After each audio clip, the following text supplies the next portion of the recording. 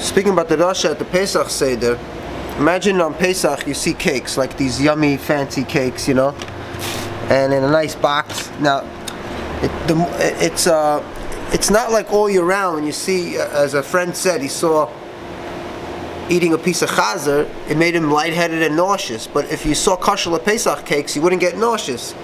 But anybody could make up a story and say, we shouldn't have any of these kosher Pesach cookies because it makes my Bubby and Zaydis nauseous, and mix Hitler and the Holocaust in the story, and before you know it, all the Pesach programs are going to not have all these yummy nashes and chocolates, right? But,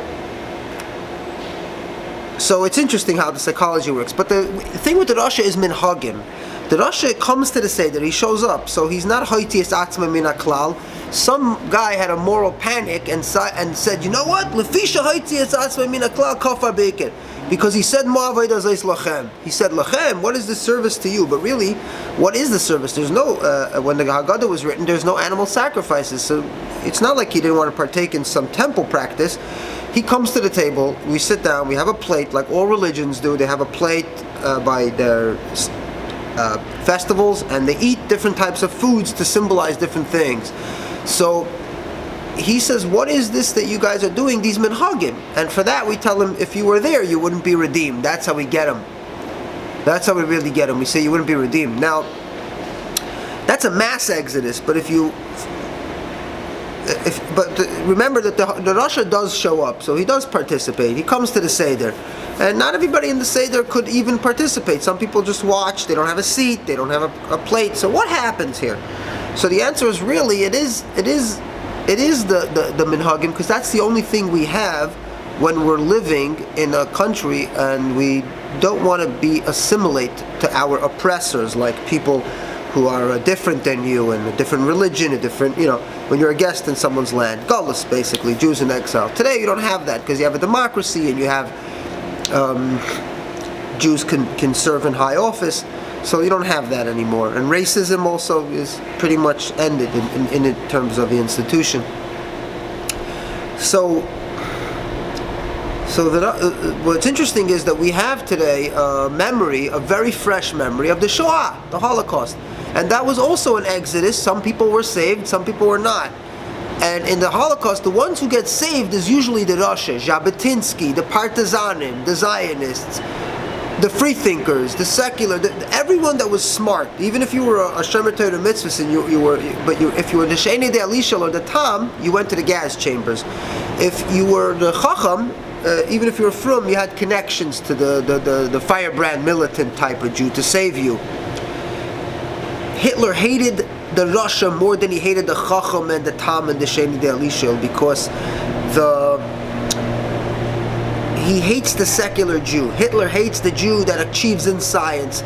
He was kicked out of the art academy in Vienna. That was art, science, economics. He hates the rich Jew, the industrialist Jew. He hates the powerful Yid. He loves the weak Yid that walks nicely to the gas chamber and sings Ani Mamin.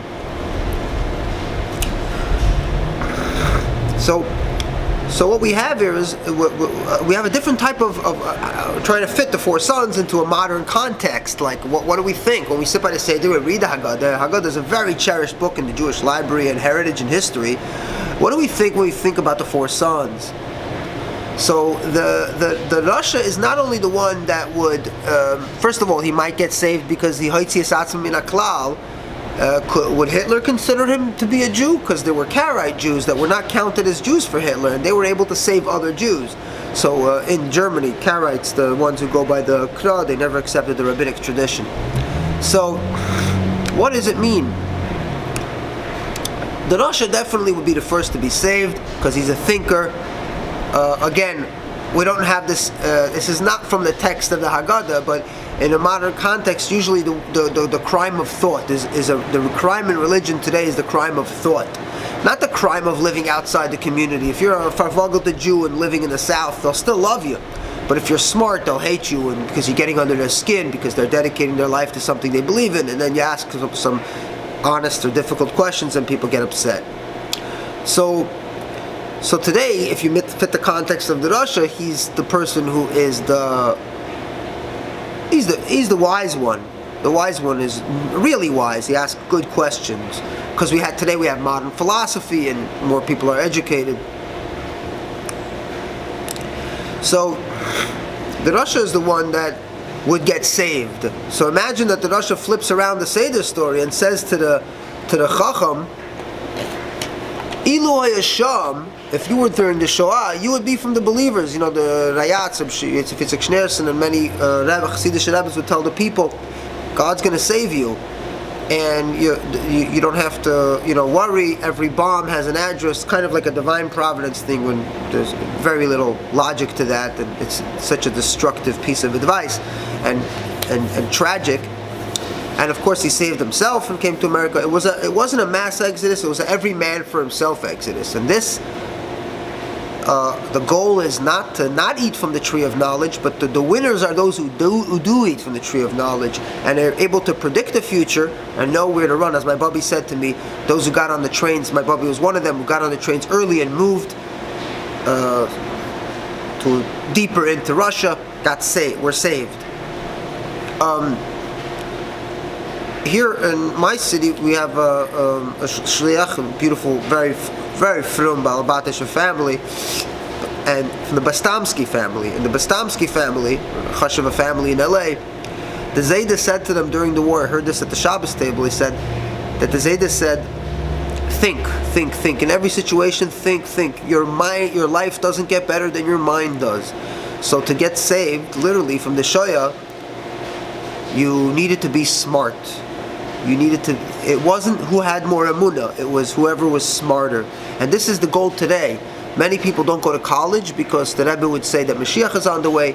The winners are those who were smart, and they went to college anyway, and they got a heter. Many boys would go and learn accounting at night, and the Rebbe would give them an okay, because he couldn't stop you anyway.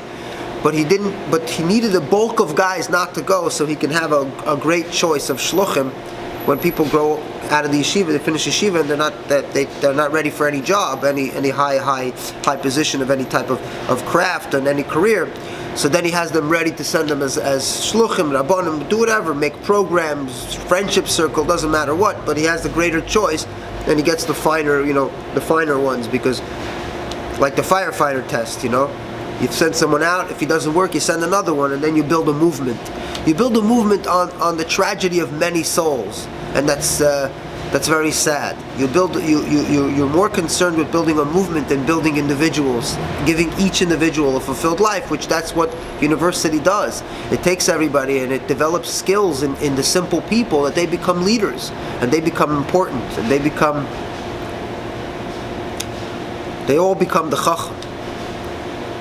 Yeah, literally the chacham, because the chacham, once you have a good life, you could be frum, you don't need to be off the derech, because everyone loves you inside the community. They love to have you. Eli Wiesel is the chacham because he says, I'm one of you. He doesn't have to keep kasher or Shabbos. He does what the hell he wants, but he plays the game well. Eli Wiesel knows what to say, what not to say. He says you can either be against God or for God, but you can't be without God. He's clever. He's speaking to a bunch of spiritual suckers in Manhattan. Very smart. So when you go to college, you be the chacham. You're going to dress up in a nice suit, your nice yeshivish trim. You could let your beard grow if you really want to get the chassidish halachluchis. And you have a parnasa. You're a professional. Look at you with respect.